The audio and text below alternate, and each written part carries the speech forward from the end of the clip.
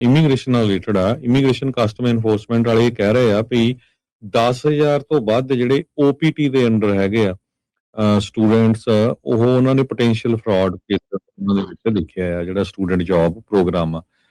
ਪਹਿਲਾਂ ਵੀ ਬਹੁਤ ਖਬਰਾਂ ਆ ਰਹੀਆਂ ਸੀਗੀਆਂ ਵੀ ਇਹ ਜਿਹੜੇ ਲੋਕ ਆ ਜਦੋਂ ਗ੍ਰੈਜੂਏਟ ਹੋ ਜਾਂਦੇ ਆ OPT ਦੇ ਅੰਡਰ, ਕਈਆਂ ਕੋਲ ਜੌਬ ਹੁੰਦੀ ਨਹੀਂ, ਪੈਸੇ ਦੇ ਕੇ ਉਹ ਆਪਣਾ ਸਟੇਟਸ ਜਿਹੜਾ ਆ ਉਹ ਚੇਂਜ ਕਰਾ ਲੈਂਦੇ ਹੈਗੇ ਆ।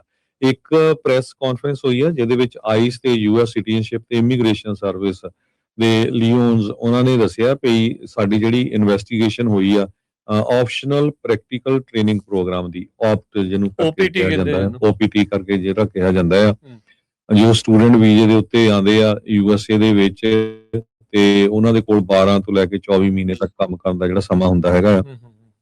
ਉਸ ਤੋਂ ਬਾਅਦ ਉਹ H1B ਜਿਹੜਾ ਆ ਟਰਾਈ ਕਰ ਸਕਦੇ। ਬਹੁਤ ਸਾਰੇ ਲੋਕ ਇਹਦੇ ਤਹਿਤ ਹੀ ਸੈੱਟ ਹੁੰਦੇ ਆ। ਕਹਿੰਦੇ ਵੀ ਇਹਦੇ ਵਿੱਚ ਬਹੁਤ ਜ਼ਿਆਦਾ ਜਿਹੜਾ ਫਰਾਡ ਆ ਉਹ ਪਾਇਆ ਗਿਆ ਆ। ਸੋ ਹੁਣ ਇਹ ਵੀ ਖਬਰਾਂ ਆ ਰਹੀਆਂ ਵੀ ਜਿਹੜਾ ਅੱਗੇ ਗਾਹਾਂ ਨੂੰ ਨਹੀਂ ਵੀਜ਼ਾ ਦੇਣਾ ਆ ਸਟੂਡੈਂਟਸ ਨੂੰ, ਸਿਰਫ 4 ਸਾਲ ਦਾ ਹੀ ਦੇਣਾ ਆ।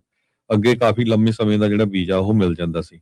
ਸੋ ਉਹਨਾਂ ਨੂੰ ਅਲਟੀਮੇਟਲੀ ਜਿਹੜਾ ਉਸ ਸਮੇਂ ਦੇ ਵਿੱਚ ਵੀਜ਼ੇ ਦੀ ਦਰ ਆਲਰੇਡੀ ਜਿਹੜੀ ਹਰਜੋਤ ਸਿੰਘ ਜੀ ਉਹ ਘਟਾ ਹੀ ਰਹੇ ਆ। ਉਹ ਪਹਿਲੋਂ ਵੀ ਇਦਾਂ ਹੀ ਸੀਗਾ, ਬਟ ਇਹ ਆ ਵੀ ਉਹ ਐਕਸਟੈਂਸ਼ਨ ਮਿਲ ਜਾਂਦੀ ਹੁੰਦੀ ਸੀ, ਉਹ ਸਾਰੀਆਂ ਚੀਜ਼ਾਂ ਹੋ ਜਾਂਦੀਆਂ ਸੀਗੀਆਂ।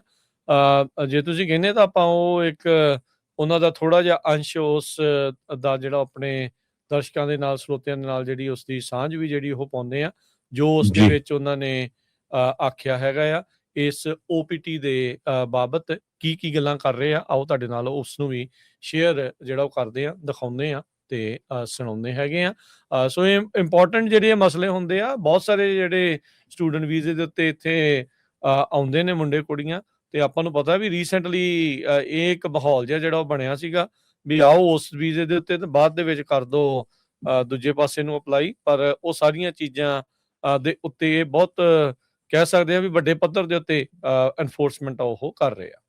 Provided to DHS. Under the Biden administration, the fraud escalated even further. Today, we are announcing that we have identified over 10,000 foreign students who claim to be working for highly suspect employers. And that's just among the top 25 OPT employers. This is only the tip of the iceberg. Over the past year, we've dramatically expanded our oversight of OPT. ਹੁਣ ਤੁਸੀਂ ਦੱਸੋ, ਕਹਿੰਦੇ ਵੀ ਸਿਰਫ ਜਿਹੜੀਆਂ top ਦੀਆਂ 25 ਕੰਪਨੀਆਂ ਦੇ ਵਿੱਚ ਉਹਨਾਂ ਨੇ ਇਨਵੈਸਟੀਗੇਸ਼ਨ ਕੀਤੀ ਆ ਤੇ 10,000 ਅਜਿਹੇ ਉਹਨਾਂ ਨੂੰ ਸਟੂਡੈਂਟ ਵੀਜ਼ੇ ਵਾਲੇ ਜਾਂ ਕਹਿ ਲਓ ਵੀ OPT ਵਾਲੇ ਜਿਹੜੇ ਲੱਗੇ ਆ ਵੀ ਉਹਨਾਂ ਨੂੰ ਸ਼ੱਕ ਆ ਵੀ ਇਸ ਤਰੀਕੇ ਦੇ ਨਾਲ ਉਹ ਕੰਮ ਹੋ ਰਿਹਾ ਹੈਗਾ ਆ। ਕਹਿੰਦੇ ਵੀ ਇਹ ਟਿਪ ਆਫ ਦੀ ਆਈਸਬਰਗ ਆ, ਸਿਚੁਏਸ਼ਨ ਕੋਈ ਬਾੜੀ ਇਸ ਦੇ ਵਿੱਚ ਚੰਗੀ ਜਿਹੜੀ ਉਹ ਨਹੀਂ ਹੈਗੀ। ਸੋ ਇਹ ਵੀ ਕਹਿੰਦੇ ਵੀ ਹੁਣ ਅਸੀਂ ਐਕਸਪੈਂਡ ਕਰ ਦਿੱਤਾ ਆ ਇਸ ਸਾਰੇ ਪਾਸੇ ਨੂੰ, ਤੇ ਕਹਿੰਦੇ ਵੀ ਅਸੀਂ ਹੁਣ ਇਸ ਦੇ ਉੱਤੇ ਵਰਕ ਕਰਨ ਜਿਹੜਾ ਉਹ ਜਾ ਰਹੇ ਹੈਗੇ ਆ। ਸੋ ਇਹ ਜਿਹੜੀ ਸਿਚੁਏਸ਼ਨ ਆ ਜਿਹੜੀ ਇਸ ਟਾਈਮ ਹਰਜੋਤ ਸਿੰਘ ਜੀ ਇਹ ਸਾਹਮਣੇ ਆਪਣੇ ਆਈ ਹੈਗੀ ਆ। ਜੀ।